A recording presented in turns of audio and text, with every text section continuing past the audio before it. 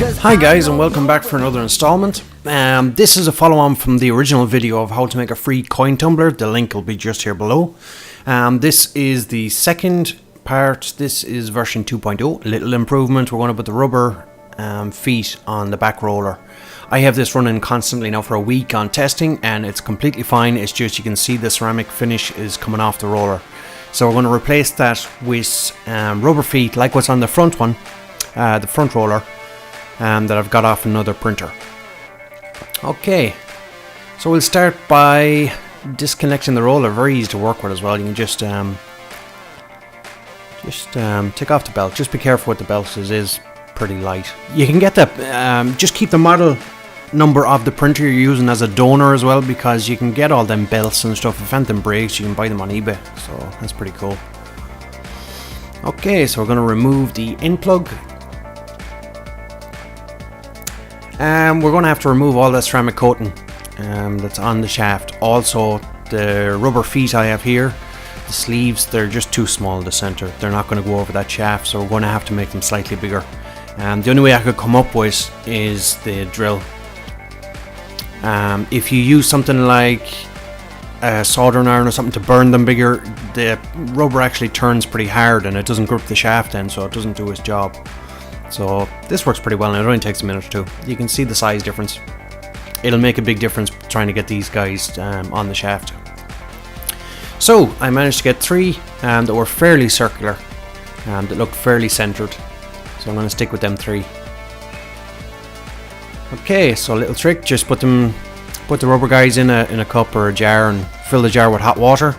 Leave it there for a while. Boiling water is fine. You can, as hot as you can get it, stick it on there. We're just going to use a bit of washing up liquid on the shaft just to help with lubrication and to get these guys on a little easier, because they are pretty tight fit. The only thing to be careful about here is the big gear that's still on the end of this shaft. When you're pressing these rubber guys on, you're as well off to leave that down flat on a flat surface and push straight down on the rubber sleeves. So once you get them over the edge at all, they'll slide on pretty easy. Depending on the pot you're using as well, you're going to have to set up these legs in different positions. You can move, once they're on there, you can move them left and right, so you can kind of set them up to be correct with the pot you're using. As I said, this is version 2.0, so a little improvement on the original one. I intend on driving this hard and see how long I can get to last all this.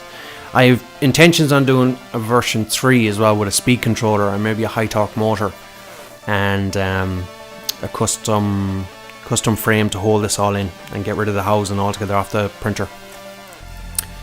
But we'll test this out and just make sure this works first. The little hiccup we came into here is the frame of the printer is actually touching the rubber feet, so we're going to have to remove a little section. You can see there it's causing interference. No biggie. Remember, this is all free so far. I haven't spent a penny on this thing. Version 3 is going to have a speed controller and stuff, so I'm going to have to spend something on it, but not much. Here I'm using an old soldering tip, one that's kind of I use specifically for this kind of work, and it just cuts straight through the kind of flimsy plastic on the housing of the printer. Make sure the windows are open. This is pretty stinky, but I think it's kind of the neatest way to do it, and there's no sharp edges or anything afterwards. It's pretty easy because it's pretty intricate just to try and get anything else in there to cut that shape. This is pretty quick, so it does the job perfectly. Once it's cooled down, we're just going to peel it back and it should snap off. There we go. It's not pretty, but it works. So we'll install the shaft and see how we are for clearance. So the shafts clip into the metal housing and they clip down into position. And there's loads of room there. We're going to reinstall the belt. Again, when you're getting a donor printer, make sure to save the model number and say the maker of the printer. You can get all these parts, all them gears, everything. You can buy all them from the main website, or even better still, go to eBay. You'll get them for pence. So if the belt ever breaks on you, not a big deal, just order another one.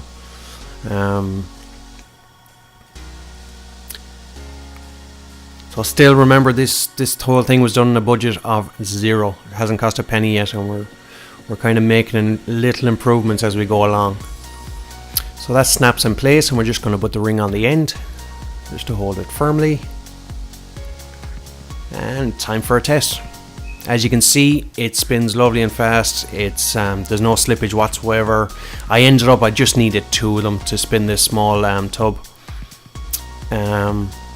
So guys, I hope this helped, and get stuck in there. This is easy stuff to do.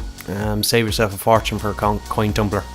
And as always, please like, comment and subscribe for more videos like this.